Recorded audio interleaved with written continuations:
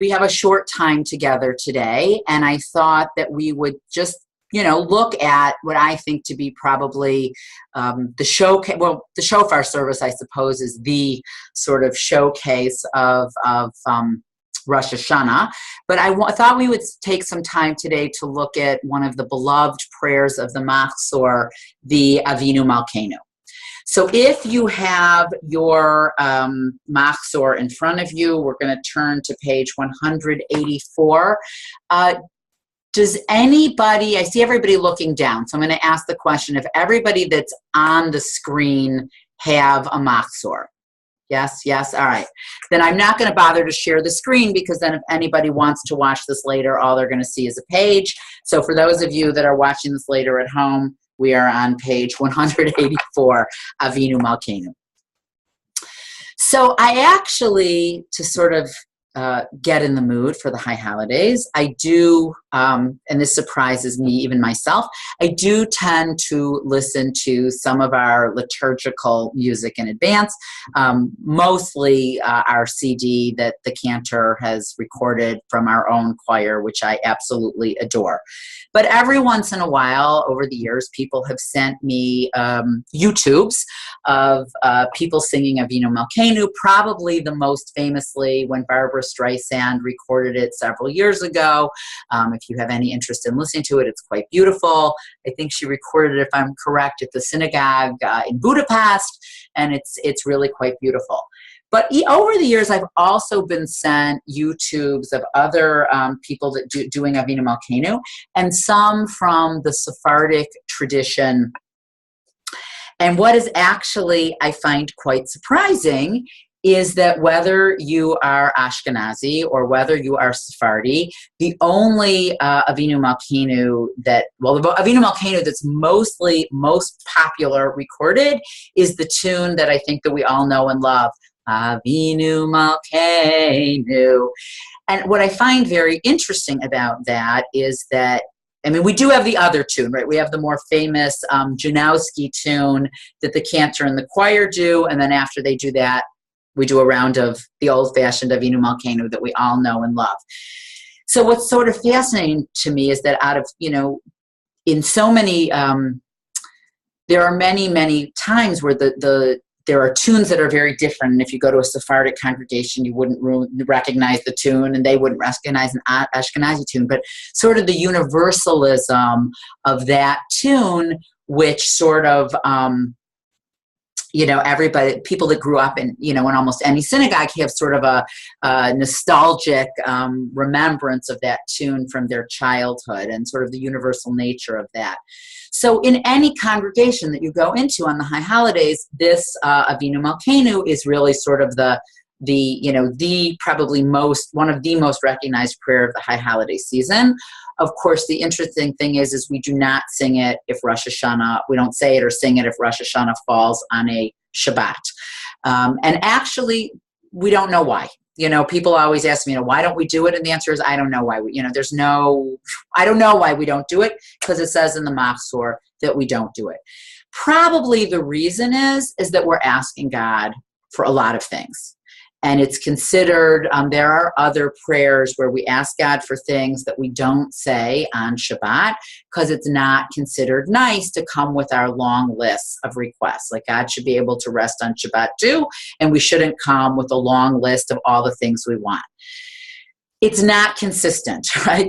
There are other places in the Machzor that even on Shabbat we are allowed to request things, but since this is the big piece where we really have our long list of requests, it's possible that this was just too over the top, and so we shouldn't say it on Shabbat.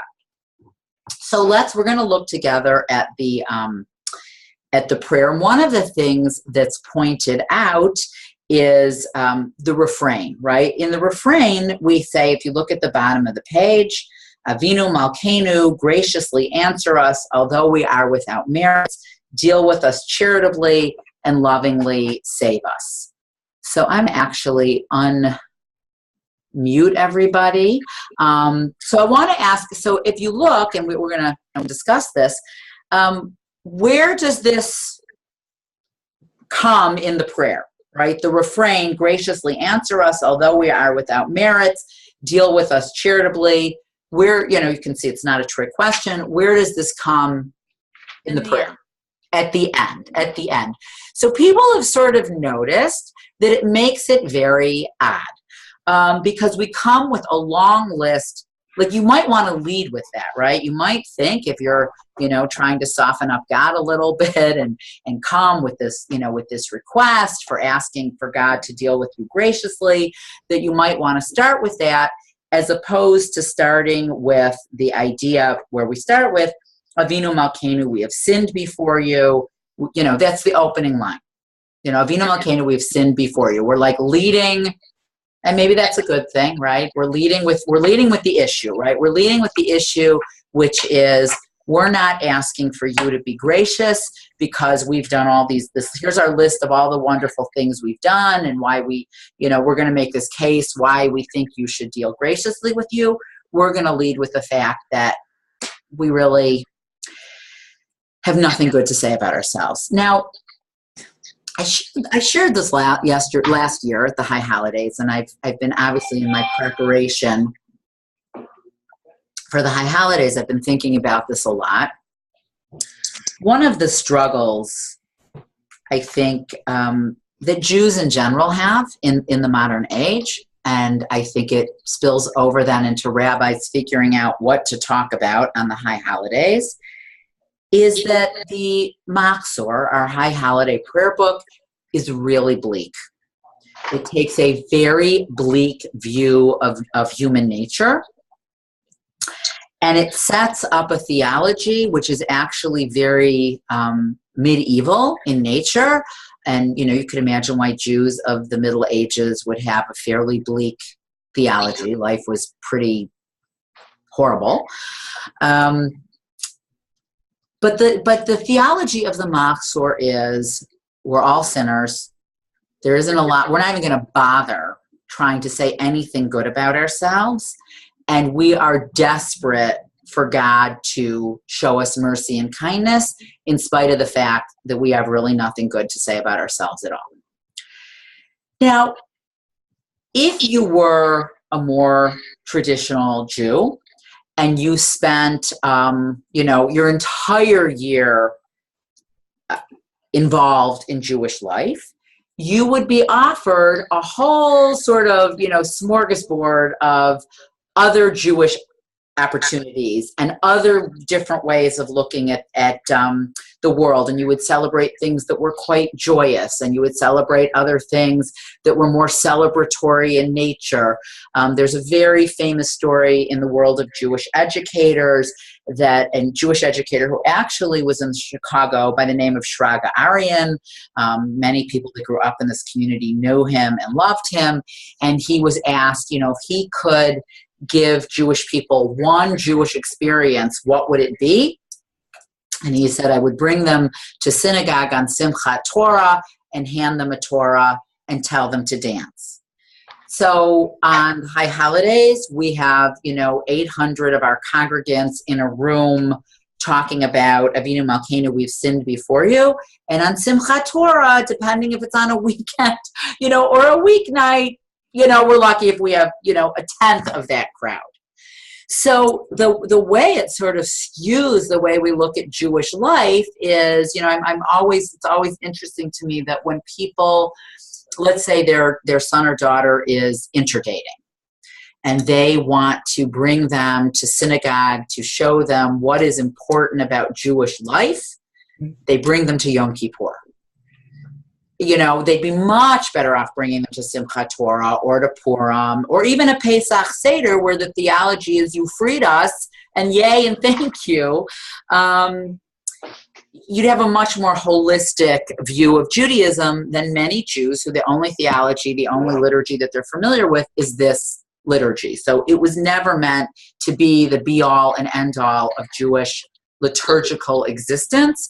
But for whatever reason, the way most liberal Jews celebrate today, this is the story they know, right? Unatana Tokaf, who will live and who will die, and what are all the horrific ways that could possibly happen.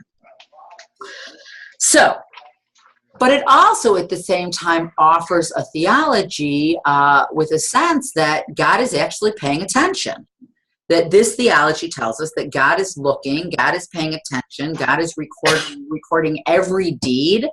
And so it also has an interesting theology for modern people who feel, if they believe in God at all, don't always relate to a God that's looking, recording, listing, have a sense of God as being much less involved in human existence. At the same time, this offers a theology that tells us that God is intimately involved and intimately cares about human existence and our behavior. So, Avinu Malkeinu. So how do we translate? Now, it's interesting in this Machzor, they make a very interesting decision, which is not to translate Avinu or Malkeinu, right? Just to leave it at, if you look at the English, it's all translated to English. Avinu Malkeinu, we've sinned before you.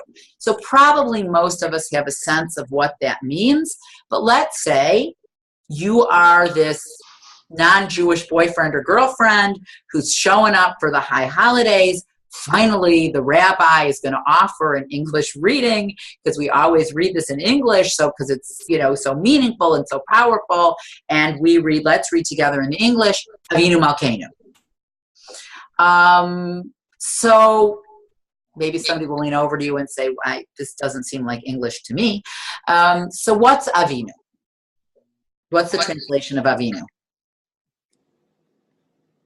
And this is the beauty of Zoom. Anybody can just jump in, and unless you don't know, in which case I'll tell you. But I'm assuming somebody on this call knows how to translate Avinu. Our Father. Okay, our Father. So in a nice liberal English translation that's looking to be gender sensitive, it makes for a tough decision about how to translate this, right? You could translate it Our Father. That's actually the literal translation. You could try to be more gender sensitive and say Our Parent, which doesn't sound, I don't think it resonates. I think they didn't do it because it doesn't resonate with this prayer as we know it and have come to know it. So they're like, all right, let's just keep it Avinu. Like, those that understand will understand, and we can sidestep the issue of how we're going to translate it. So when you hear Our Father, right, this opening prayer where we're, Our Father, how does that resonate to you? When you think of Father, what are the things that you think about? What are the characteristics that you think about? Love, protection. Okay, protection. What else? Love, strength. Love, strength. Teaching. Instilling morals. When you think about the Shema, if you think about the Shema, the commandment is to teach your children, right? That a father or a parent, but actually I will hate to tell you, but traditionally it was the father, was charged with the idea that the father was responsible for the child learning Torah, right? So everything that you're supposed to learn that's important of how to live your life, not everything, obviously there were things you were supposed to learn from your mother, but in ancient times, the mother probably was not taught Torah herself, so she couldn't impart Torah to her children. But so your father is the person. So one could argue the father did a very bad job, right? If the father was, we're appealing to God as Father because we've sinned. Maybe the original father didn't do such a good job in teaching Torah, or we wouldn't be in this miserable boat to begin with. But the idea of you think of a father is, and also the father, and the mother give you life, right? This is the birthday of the world. We're celebrating the creation of the world. And the fact is we're only here because of our own parents. In mourning customs in Jewish law, when, traditionally when you lost a parent or another close relative, you tore your garment. Today, mourners wear ribbons and tear them. But so for mourners, for anybody but your parent, you wear the ribbon on your right side. For a parent, you wear the ribbon on your left side to show that unique relationship with this person that gave you life. Like whatever else they did, whether they were a good parent, whether they were a bad parent, you wouldn't be here but for the, for the biological fact of these parents. And you're grateful for that piece of it. So Avinu, though interestingly, some people point out, like we tend to think of Avinu in a more sort of mushy way, right? Like, this very loving, it's your dad. But some scholars point out that Avinu in ancient times, like your father was, anybody's father have a chair? Your father have a chair? Yes. Some of you did. Did you sit in your father's chair if he was home? No. All right. Or if he walked into the room, if you were in the chair, you got out of the chair, right? There was a sense in ancient times, and not such ancient times, that there was a certain amount of deference that was paid to a father, and that the relationship wasn't as casual as at least American fathers are today with their children. But a father still has all of this sort of valence to it. What about Malkeinu?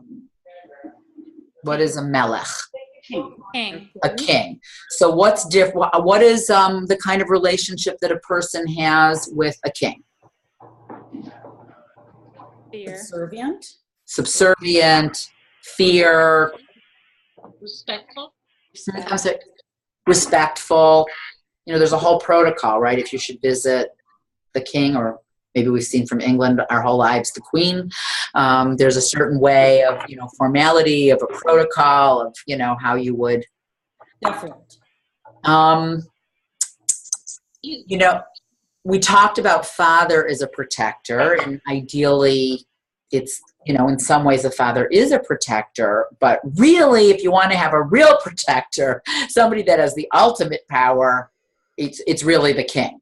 Right? Your father's actually also subservient to the king. So the king can offer, if the king likes you, the king can offer a certain protection that's way beyond the kind of protection that a parent can offer you. So in this prayer, we're supposed to have this idea of Avinu Malkeinu is sort of like A to Z, right? All of the relationship, everything that could encompass this Avinu. When you call God Avinu, God who also gave us life, right? Your parent, only plays a role because in a world where we believe that God created the world, you wouldn't, that the ultimate gift of life comes from God. So God is this parental figure, but God also is this very powerful figure.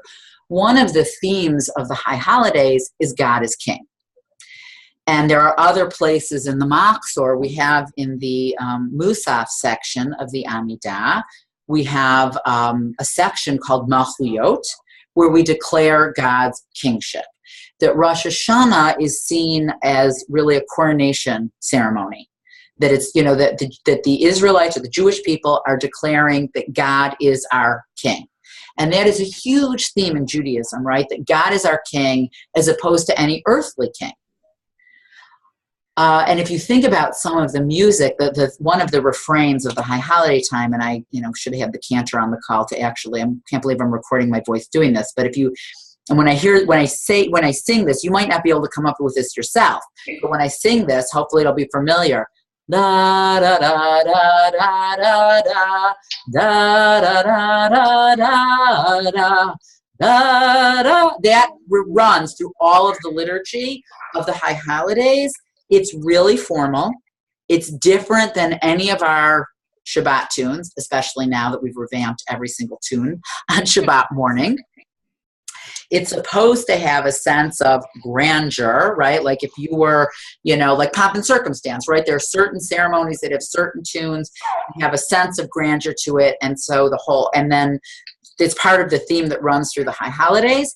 And the shofar service is actually part of that. It's part of this idea that we are declaring God as our king. So the other part of that is that, now we're like, we don't even know what it means to have a king. I mean, we think we have problems, and we do have problems, but at least we don't have to deal with that. But any time that Jews lived any other place outside of Israel, which was most of our history, the fact that we are declaring God as our ultimate king is a subversive act.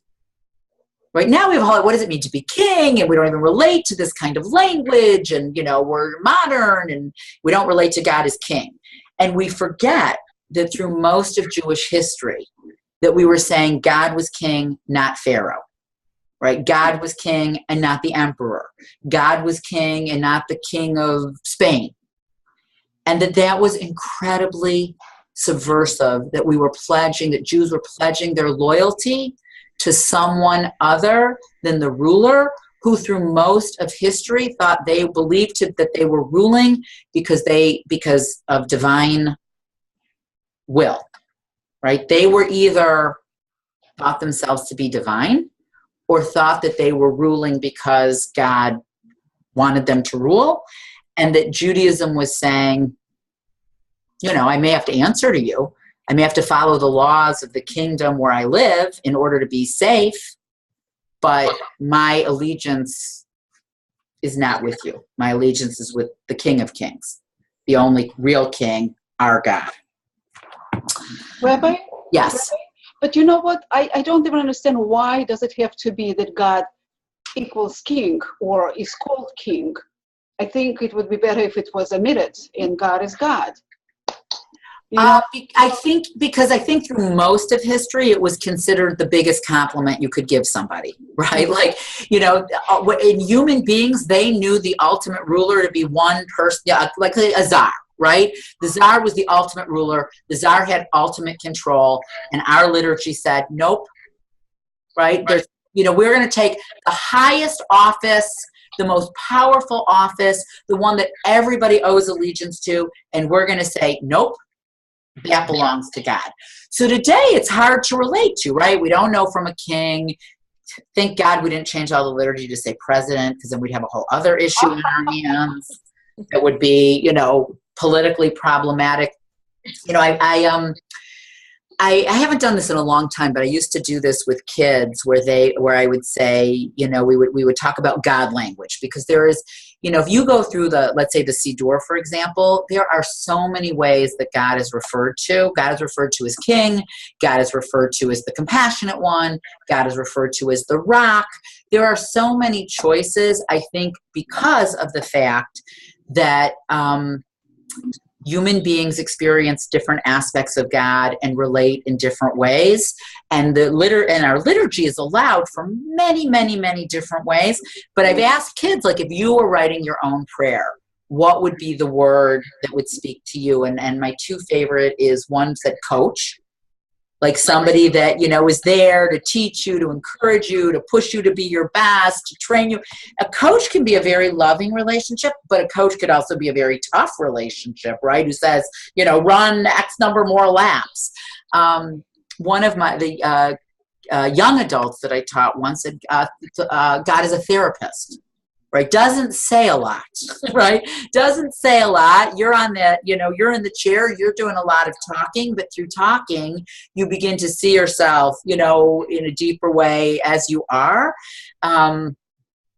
But, is a little more silent, at least a lot more silent, I would think, than a coach. So, but I think what I think is, one of the really difficult questions, and I come down in a certain way on this, and it doesn't work for everybody, is I actually think the choice to leave Avinu Malkeinu, just as it is, what do you do with liturgy that people have been saying for 2,000 years? Like, if you edit it out of existence, does it have the, we have this beautiful new Siddur. And it's got amazing poetry in the margins. And some of it I have read and I find very meaningful. But it's hard to take a poem that was written 5 years ago and compare it to a prayer that's 2,000 years old. So Avinu Malkeinu, by the way, in case you're wondering, when was it written? We don't know. But the roots of the phrase Avinu Malkeinu, we have sinned before you, is actually Talmudic. So it's about 2,000 years old, and we're told that that there's a drought, and Rabbi Akiva needs to offer a prayer up to God to end this drought, which of course means death, right? No rain equals death, starvation, the truth is, I'd like to say not just in ancient times, but all over the world, right? I mean, we're seeing this more and more. We see it in Africa, what happens, and the devastation, versus, of course, the devastation of Houston. Like, what happens when it doesn't rain enough? What happens when it rains too much? And so Rabbi Akiva offers up this prayer, Avinu Malkeinu, we have sinned before you. And the drought stops. So, good luck with that. But, as a utopian vision, it's a good one. So the core of Avinu Malkeinu is very ancient, but the rest of the addition is probably over. We have it. There are Sidurim or Machzorim from the 9th century that has a little bit more of it. From the 12th century that has it. By the 12th century, the Avinu Malkeinu, as we know it, is complete, more or less complete. But it's interesting that in Sephardic Machzorim versus Ashkenazi Machzorim, they don't all have the same number of verses. Hi, Bob. They don't have the same number. I see behind Liz. They don't have the same number of verses. So the Ashkenazi version is a little bit abbreviated.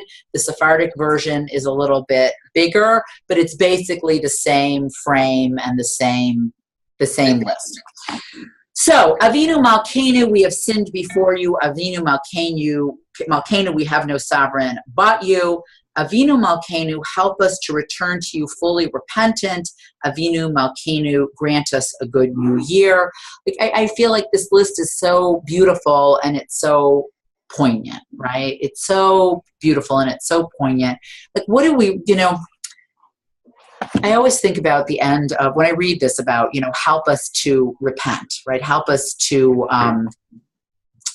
return to you. It reminds me of also at the Torah service when we return the Torah and we say, Hashivenu Adonai Alecha B'nashuva. Help us to return to you, O God, and we will return. That to me is the most meaningful prayer of the entire liturgy. What it means to me when I read it is this idea of if I really want to be my best self, I'm still going to need a little help. I need a little help from God because I'm not going to be able to get there on my own. And it reminds me at the end of the movie, The Chosen, the father, if you remember the book or the I don't even know if it's in the book, but it's in the movie. The son who wants to become the son of the Hasidic Rabbi who doesn't want to become a Rabbi himself and wants to become a psychiatrist and study secular studies, which is absolutely, not accepted in that world. And the father comes to accept it, and he tells the story of the king who has a son, right? And the son goes off, leaves the kingdom, leaves the father, and goes off for many years. And then the father sends a message, the king, please come back, ask the son to please come back. And the son says, I can't come back. I can't come all the way back, right? I can't. And the father says, come as far as you can, and I'll meet you the rest of the way. And for some reason, that's what this means to me. Like, with all of our best intentions of the kind of people that we want to be, and I've shared the story before that I say to my kids, I'm sorry for all the times that I wasn't patient and all the times that I raised my voice. And when they were teenagers, they would say to me, yeah, you said that last year. With all of our best intentions of the kind of people that we want to be and the goals that we want to set. And I actually believe, I don't think I'm naive about this. I actually believe that the 800 people that are sitting in the sanctuary on the high holidays actually do want to change. And actually do want to become better people and actually take this pretty darn seriously. But at the same time, it's really hard, right? We're all cognizant of all the things that we said we were going to do last year that we didn't do. And so I love this idea that, that God will help us, right? That we're not, that without God's help, it's much harder, and that God is there to help us, and God wants to help us, and God wants us to be better people, as opposed to much of the liturgy on the high holidays, which seems to have God writing in this book, fail, F, that God wants to partner with us in this endeavor. Grant us a good new year. send complete healing for our afflicted, frustrate the designs of our adversaries, remember us favorably, inscribe us in the book of goodness, inscribe us in the book of redemption, inscribe us in the book of sustenance, inscribe us in the book of merit, inscribe us in the book of forgiveness, hasten our deliverance, like all these things that we want for ourselves and everybody else, right? There's this beautiful sense that this is a prayer. We're praying this prayer, but it's a prayer for everybody. Grant glory to your people, Israel. Hear us, pity us, and spare us. Accept our prayer with mercy and favor. Have pity on us and our children. Act for those who went through fire and water for the sanctification of your name. Right? This refers, and this is very medieval, and that's why they feel like this was finally codified in after the Crusades, right? Where there were large Jewish communities who were martyred. Right? It's not naive, right? No, nobody, none of our the people that wrote this liturgy were naive. That at one hand, we want all of these amazing things, and on the other hand, this acknowledgement of this horrific anti-Semitism, and that Jewish communities were martyred for this, right? We know that over, particularly in the Middle Ages, but later on, that Jews were told, convert or die.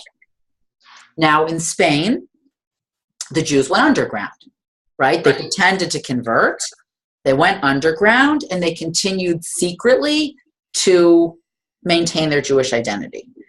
In Ashkenazi countries during the Crusades, they were told convert and die, and they died, right? They were murdered. They were killed. And there are many, many, many stories of them, being herded into synagogues and the synagogues being set on fire.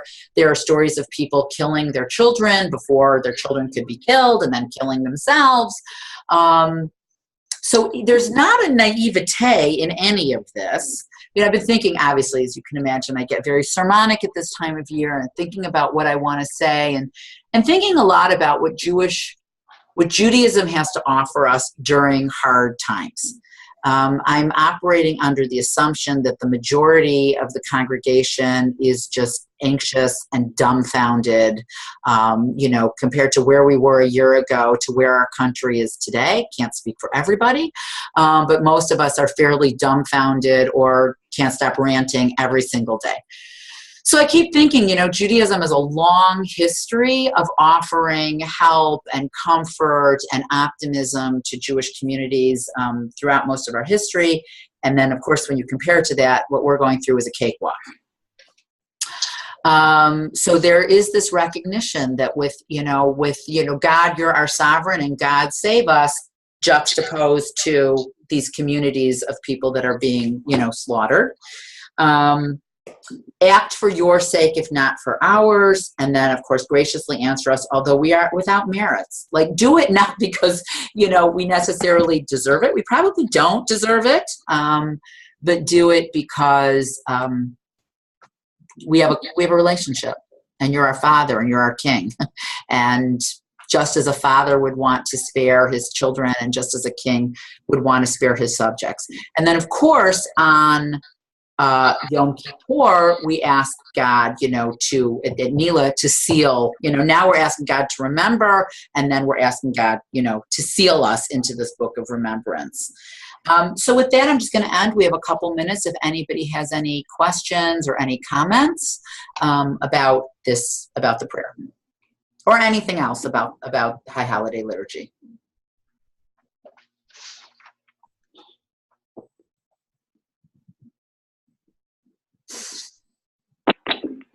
I had one think about this in depth makes it much more meaningful, and it kind of puts it into the context of when it was written, but it makes it that more meaningful for now too. It makes it more meaningful. This is part of the... Can you repeat what you said? I think what you said, and if I'm wrong, just tell me, that learning about it makes it a lot more meaningful than just, when we sing it. Of course, the tune helps. And we just, it's impossible other than to bring little readings or a few, sentences. And, I'm working under the assumption that nobody wants to be at Rosh Hashanah services until 4:00 in the afternoon. Like there's this balance between, it's probably too long as it is, frankly. Like I can't figure out what to cut, but really it's a pretty darn long service. So you can't explain everything. And I was actually explaining this to my daughter-in-law that in more traditional congregations, there's a lot of shorthand because everybody knows what the Torah reading is and everybody knows what the half-Torah reading is and everybody's very familiar with everything. In a congregation like ours and in most congregations in America today, there is no shorthand. Things have to be unpacked. You don't have time to look at them and to contemplate them. And that's why it's actually why on Shabbat morning, we've, over the years, especially after we got the new prayer book, talked a lot more about the liturgy, because the liturgy is really, it's magnificent. It's not simple. It wasn't written for people living in 2017, or some of it wasn't. But I do think that when you start to unpack it, it still can resonate for people that are in 2017. And there can be a recognition that, yeah, if I was writing it, maybe I wouldn't have worded it exactly like this. But I have a hard time imagining that if I wrote something, anything, that in 2,000 years from now, people would still be saying it. Like the power of it is that Jewish communities have been saying this for 2,000 years. Like that's an incredible thing that I think that we sometimes take for granted, especially because people like to, we live in a cynical time and people like to react against something. So I hear a lot, not as much as I used to about, I think it was also a post-60s thing about, this doesn't mean anything to me. It's like, well, if you don't spend any time thinking, like if you read Shakespeare and you don't take the time to study it, it probably isn't going to mean anything to you either. Like things that have a certain depth and a history that aren't written in language of our language, it also isn't going to mean anything to you unless you actually, focus and pay some attention to it. So, all right, anybody else? All right, so next week we'll look at something for Yom Kippur. And, I love this Zoom technology because I think it makes it easy. People can sit in the comfort of their homes. So we will continue to offer these during the year. And I want to thank everybody. If you're not here next week, Shana Tova. And hopefully I will see you next week. Thank you, Rabbi. You're very welcome. Shana